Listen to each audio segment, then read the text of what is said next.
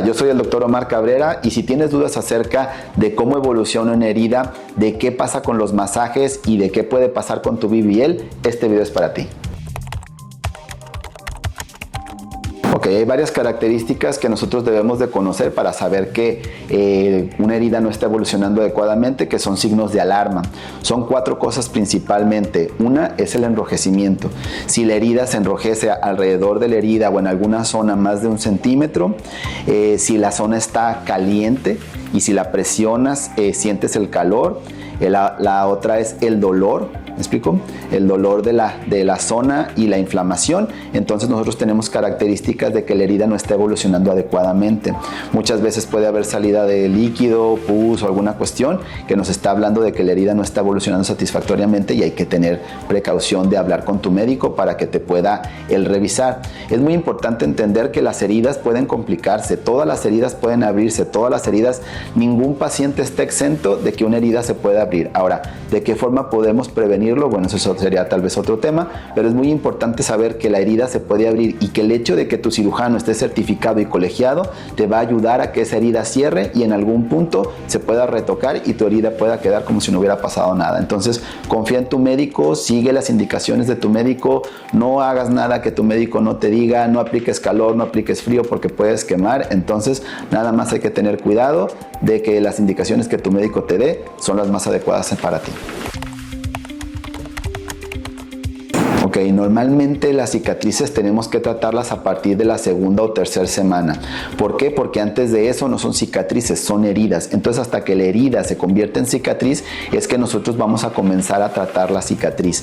En mi caso, por ejemplo, yo dejo las heridas cubiertas con una cinta para disminuir la tensión aproximadamente 1 mes y a partir del mes comienzo yo a tratar las cicatrices. Habrá algunos otros médicos que empiezan un poquito antes o un poquito después, pero más o menos es el tiempo de evolución. Necesitamos primero dejar que nuestra herida deje de ser herida y se convierta en cicatriz, que normalmente es hasta que ya se caen todas las costras y la herida quedó completamente cerrada, que nosotros podemos comenzar a manejar la cicatriz. Si la herida está abierta o tienes costras o algo, no puedes comenzar a manejar la cicatriz porque continúa siendo herida. Entonces hasta después comenzamos la cicatriz. Ok, los masajes que nosotros les indicamos en el posoperatorio, el principal objetivo o el inicial es sacar todo el líquido que se acumula entre el tejido y la piel. Cuando nosotros hacemos la liposucción, obviamente sacamos toda la grasa que hay entre lo que es las capas profundas, que serían las capas del músculo, y la piel. Entonces a nosotros al disminuir ese espacio, queda ese espacio virtual o un espacio vacío que se está llenando de líquido. Entonces el drenaje linfático o los masajes que nosotros les indicamos, al principio es para sacar el líquido y después para ayudarles a drenar ese tejido linfático o ese líquido que queda ahí. Cuando ustedes ven que les hacen su drenaje, normalmente ven que sale un líquido amarillo. Ese líquido es el líquido linfático que nosotros tenemos que drenar para disminuir lo que es primero inflamación, reducir fibrosis y prevenir cualquier otra complicación, porque en ocasiones si el líquido se queda se puede formar un seroma y ese seroma es un caldo de bacterias que se puede infectar y después tener una complicación que es muy importante de prevenir. Entonces el drenaje linfático es muy importante para prevenir complicaciones como fibrosis o infecciones.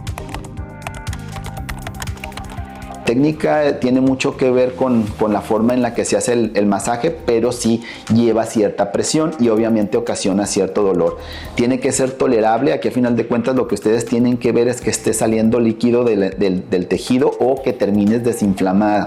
En ocasiones muchas veces llega un punto en el que el tejido ya no sale líquido, pero después del drenaje linfático tú sientes una mejoría o una desinflamación porque el parte del masaje es llevar ese líquido hacia los ganglios linfáticos y eso hace que tú te sientas desinflamada. Normalmente siempre comienzan sus masajes con un poquito de dolor, pero cuando terminan se sienten mucho más cómodas y mucho más desinflamadas. Y la otra que es muy importante es que utilicen sus prendas de compresión, sus fajas, porque las fajas también hacen que ese espacio que quede comprimido y no se pueda acumular el líquido.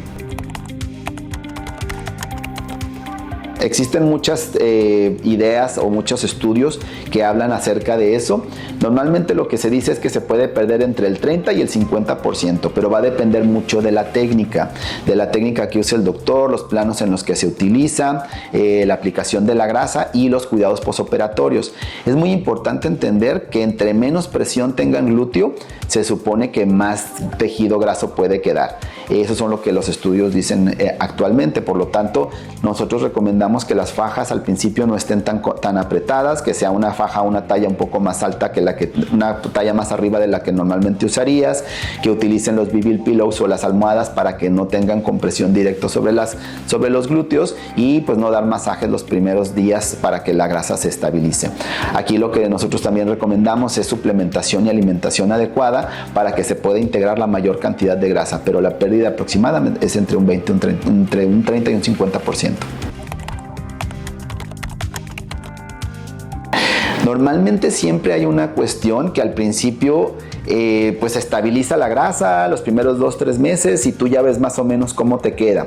Normalmente siempre hay un deflow, una como desinflada, le dicen las pacientes, que se parece que reduce, pero es porque normalmente durante ese periodo las pacientes se cuidan más, tratan de comer sano, comienzan a hacer ejercicio, bla, bla, bla. Pero una vez que recuperan su vida normal, que es a partir entre el mes 8 y el mes 10, hay un reflow que se supone que vuelve otra vez a inflarse y vuelve otra vez a aumentar. Ahora, tienen que entender que la cantidad de grasa que se integra en sus glúteos o en lo que queda después de una cirugía, como una liposucción o una infiltración glútea, normalmente esa grasa la puedes engordar, ¿me explico? O sea, puede volver a crecer. Entonces, si ustedes ganan peso, esos glúteos van a crecer. Ahora, una cuestión que es muy importante, en el glúteo normalmente crecen bien, pero cuando les hacemos liposucción normalmente quedan células pequeñas entre la piel y pues los tejidos profundos, y eso muchas veces cuando las pacientes ganan peso parece como si tuvieran fibrosis, pero no, pues obviamente la grasa subió de peso, engordó, y tú no le puedes decir a las células, tú creces, tú no creces, crecen parejito, crecen como quedaron. Y es muy importante el mantenimiento posoperatorio para que ustedes puedan tener resultados adecuados. Es muy importante que después hagan dieta y ejercicio para poder mantener sus resultados a largo plazo y no requieran de otra cirugía, a menos de que sea de otra cosa que no se hayan operado. Pues muchas gracias. Les recuerdo que es muy importante que busquen información fidedigna en fuentes confiables. En el Colegio de Cirujanos Plásticos de Baja California estamos para ayudarlas. Gracias.